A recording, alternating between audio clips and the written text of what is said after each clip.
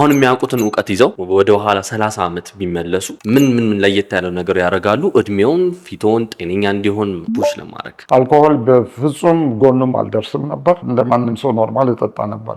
እኔ አሁን ማውቀውን አውቄ እንኳን 30 ዓመት 10 ዓመትም በፊት ቢሆን ኮምፕሊትሊ አልኮሆል አቆም ነበር። ነምበር 1 አልኮሆል፣ ሁለተኛ ፀሐይ መጠንቀቅ፣ ሰንስክሪን በጣም ይረዳል። ሶስተኛ ነገር ምግብ ምንበላው ምግብ በጣም ኢምፖርታንት። በዛ ላይ ደግሞ ስኳር ነክ ምግቦች በኃይል ቀነስ ነበር። ሌላ ደግሞ በጣም በላይ ኢምፖርታንት ኤክሰርሳይዝ ልክ እንደምንበላው እንደምንተኛው ፓርት ኦፍ ኑሯችን መሆን አለበት። በሳምንት 4-5 ቀን ኤክሰርሳይዝ መደረግ የግዴታ ያስፈልጋል።